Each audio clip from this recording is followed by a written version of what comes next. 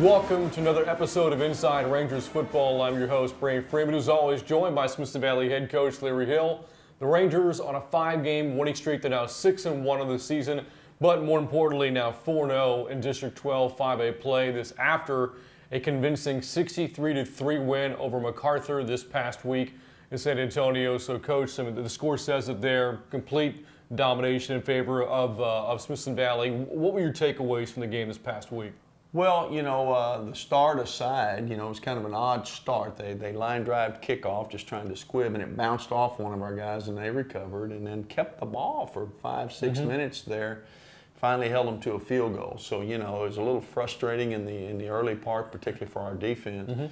But, we went out and scored, and then our defense really took over, and we did what we wanted to do. We made explosive plays. We also ran the ball and ground and pound a little bit. We got 4 takeaways, didn't turn the ball over. I think we had 11 explosive plays offensively. We had a punt return for a touchdown. So it was just a good night all around from the beginning, which allowed us to use all of our players for a significant amount of the game, which, as we've said before, that's not always possible.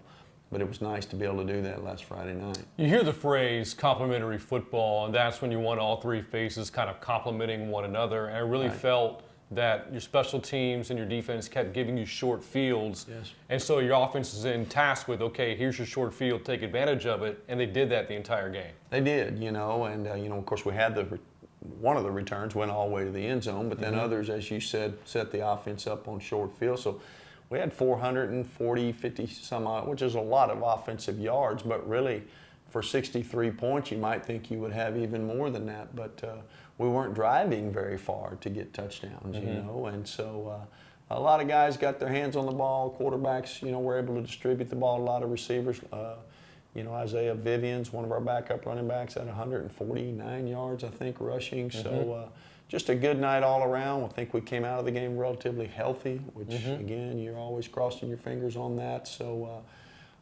moved us to 4-0, as you said, and kind of puts us in a prime position these last 3 weeks. Kind of a cool moment of the game came to the second quarter, and Quentin Sampson, who you just called up from the freshman team, comes into the game and scores a touchdown for you. Take us back to that moment in time. Well, he's been a dominant player at the freshman level that we watched all year and kind of knew we may want to make this move at some point. The timing felt right last week, and he's a dynamic player who can do a lot of things, but we thought we'd do something pretty easy just to just get his hands on the ball, and ran the jet sweep. Everybody blocked the edge real good, and he scooted right into the corner for a touchdown. So first play in on the varsity level, score a touchdown. You're right, that was kind of neat.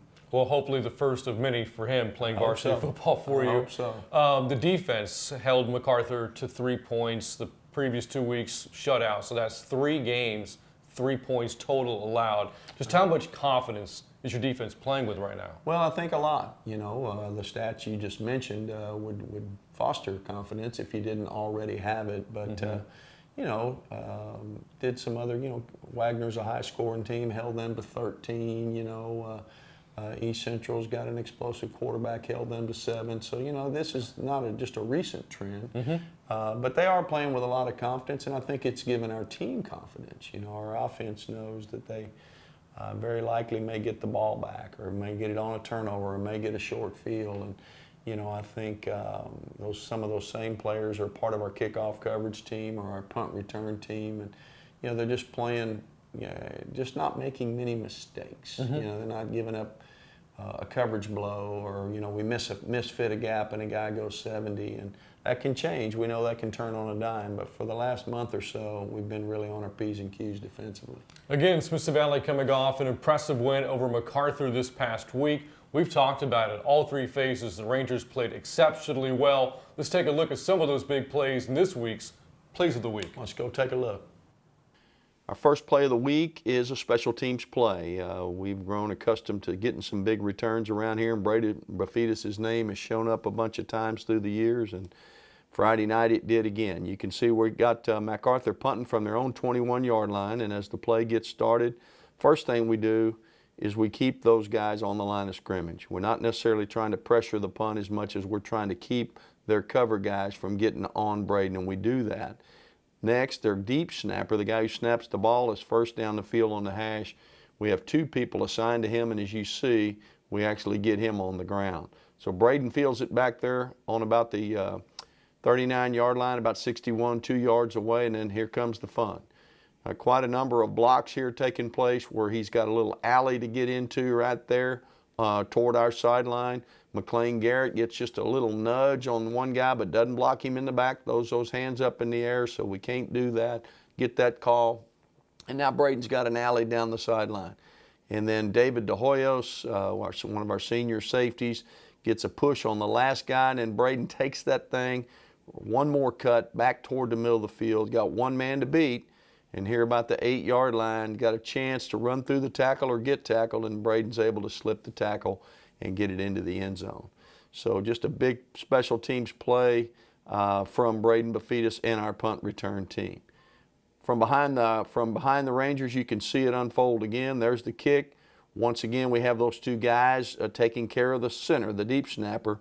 Braden has a nice cushion, got those guys way off of him, and then there he is into that first alley with all those blocks taking place.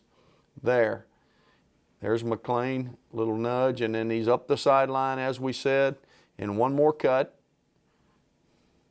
Now him and the last man, and as we saw a while ago, runs through that tackle for a big touchdown. Our next play of the week is an offensive play. T.J. Hunt, one of our senior wide receivers who's made a bunch of big plays this year, is on the far sideline up there, and he's one-on-one with their cornerback. That's a matchup that we like. As the play starts, you can see we fake a running play to our tailback to try to hold the defense, get TJ in a one-on-one, throw it up, ball's just a little underthrown. We got a little pressure. Chase wasn't able to get a lot on it. And there the kid runs right into us and interferes. We get the flag, but TJ keeps his concentration and catches the ball as he falls down anyway. So what would have been a pass interference penalty, we end up declining the penalty and taking the catch on the 2-yard line. From behind the defense, you see the fake run, committing all the MAC defenders to the run, getting TJ a one-on-one outside. When that happens, we're in good shape. You see he's got him beat. The defensive back's trying to close on him, and then right there collides with him, which draws the interference call, but then TJ on the way down catches the ball anyway on the 2-yard line. We go in to score 1 or 2 plays later for a touchdown. Our last play of the week is a defensive play. David DeHoyos, whose name's been mentioned a number of times through the years, he's the deep safety on this side of the field. The ball's actually going to be thrown on the other side of the field, and you're going to watch Dave track it down. We get a little bit of pressure, makes the quarterback flush left, and then Cade Spradlin, one of our sophomore outside linebackers, really makes him rush it, quick arm it, and the ball sails. They have 2 receivers in the vicinity that are well covered, but the ball sailed with the pressure, and Dave tracks it down, picks it off on about the 11-yard line right here, and then it's almost like a punt return. We start getting a bunch of blocks. David's got great running ability, weaves it back to his left here, runs it out all the way about to the 42-yard line, sets our offense up in great field position. From behind the offense, you can see how it all unfolds. There's David on the right of the screen with the arrow. Quarterback is designed to be a pocket pass, but because of pressure inside, we force him to flush out to the left. When he does, then Cade is tracking him, zeroing in on him, and you can see he can't follow through. He just got to unload that thing as he's getting hit. The ball sails predictably, and then there's Dave running it down back there near our goal line. Then you see the return coming right at you. We get a number of blocks, and then he bends it back behind those blocks to the middle of the field, gets tackled on the 41, 42-yard line, and we go in and score a few plays later. And those are our plays of the week. And Smithson Valley looking to make even more plays this Friday when they host Bernie Champion. A game we'll preview coming up after this. Back with more Inside Rangers football in just a moment. Guys, that sounds terrible. Yep. Hey, Fuller, your dad owns an insurance company. What should we do? Well, I know that when you bundle your insurance together at Jamie Fuller State Farm Insurance, it saves you a lot of money. So what you're saying is we should treat the clarinet like life insurance? And the saxophone like homeowners insurance? And the bass drum like business insurance? And if we bundle them all together in one place, it'll sound much better, right? Amazingly, yes. Let's bundle and try it.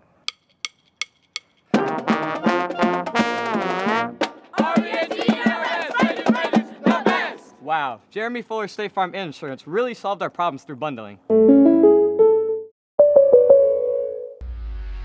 This week in Rangers trivia, Smithson Valley scored 63 points this past Friday against MacArthur, marking the 9th time in the Larry Hill era that the Rangers have scored 60 or more.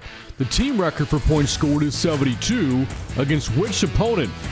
Is the answer A, Wagner, B, Roosevelt, or C, Canyon? The answer is B, Roosevelt. The Rangers put up 72 against the Rough Riders in the 2007 season, and that came a week after scoring 61 against MacArthur. Their 63 points this past Friday were the most since Smithson Valley posted a 65-point game against East Central in 2016.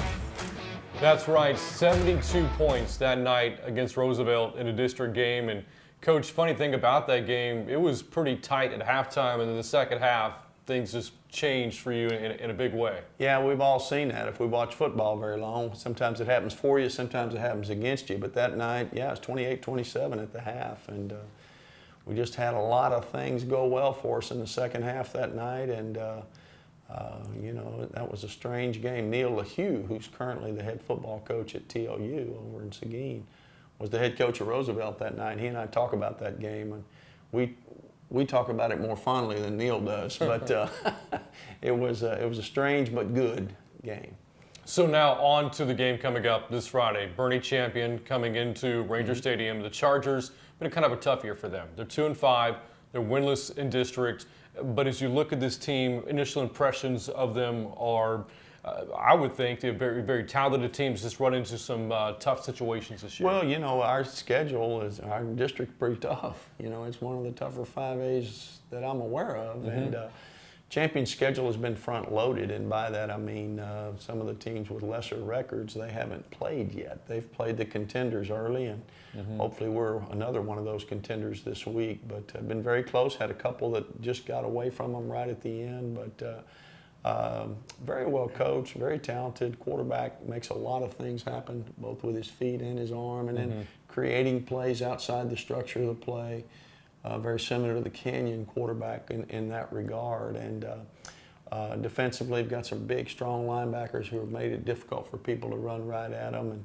And, you know, just what you would expect. It's going to be just another tough game in 12-5A, and I know they'll come with all guns blazing. You mentioned that they're well coached. Their head coach, Keith Kaiser, 10th season now at Bernie Champion. He's taken this program to the postseason 8 straight years. They were in the state semifinals just 3 years ago, back in 2019. So when the district realignment happened and you came down from 6A to 5A and you're being put into a district with a program like that, what were your initial thoughts when Bernie Champion became a partner of yours in the district? Well, you know, we've been knocking heads with Steele and Judson, New Braunfels, Clemens, some of those boys for a long time, and you know, to see, of course, Wagner coming down with us, Champion with the success that they've had, as you mentioned, Hayes with the semifinals, I guess, just 2 years ago. You know, Canyon playing at a high level, Seguin playing at a high level. Just it's kind of become a meat grinder, and Champion is one of the ones making it a meat grinder. And so we expect that kind of game this Friday night. You talked a little bit about the offense. They're putting up better than 26 points a game. They could certainly light up a scoreboard a little bit. The quarterback, Jordan Ballard, who you mentioned, dual threat, and we look at his passing stats, 17 touchdowns, only 4 interceptions, so he can certainly make some plays. What will it take for your defense, which has been playing so well, to slow down what the Chargers want to do? Well, the first thing we got to do is, as we strive to do every week, is not let them get the one-play drive. And he's been so good at it. You mentioned 17 touchdown throws. A good number of those have been outside the structure of the play, continues to scramble by time, and then somebody's wide open down there because you just have a hard time covering them that long. So we've got to do that, got to try to keep him in the pocket. But he does a great job of throwing on rhythm too. So we've got to cover things initially, and then when he flushes, we've got to try to hold him in there. And that'll be easier said than done, but that'll be the key to the game for our defense. Other side of the football, when you have the ball on offense against Champion's defense, what do you see being the keys there? Well, we've got to control those inside linebackers. They're big, strong kids. They play forward a bunch in a sense. You know, they're not real pass-oriented. They're going to try to stop what you do best and really cram things up off tackle. So, some misdirection, get the ball outside, throw. We're going to have to throw and catch with some success and be well balanced. If they get us to being one-dimensional, only throwing well or only running well, we're going to have our hands full. So we'll have to try to spread the ball around and keep them guessing a little bit because they've got some talent on defense. Should you come out on top, that would put you at 5-0 in district, still very much in the conversation for a district championship and a lock for the postseason as well. What does that say about the way your program has transitioned into this new district? Well, I hope that it speaks well. We have long had a culture or a way of doing things here that doesn't spend a lot of time focusing on opponents, how good they are, how bad they are, who we're playing new, who's an old foe that we've played before, who's hot, who's not. We tend to try to handle Monday on Monday and Tuesday on Tuesday, and of course, obviously shape our strategies based on what the opponent does. But try not to get too up for a game or down for a game in leagues like this and the leagues that we've come from. There's another contender coming almost every week. So I hope that has served us well so far, but we still got 3 to go, so we'll see. And the first of those 3 is coming up this Friday as Smithson Valley hosts Bernie Champion, a game we'll have for you here on the Rangers Network. Coach, best of luck. Thank you, Brant. Again, Smithson Valley, Bernie Champion, 7 o'clock kickoff here from Ranger Stadium. We're looking forward to it. For head coach Larry Hill, I'm Brant Freeman. This has been Inside Rangers Football, and we'll see you next time.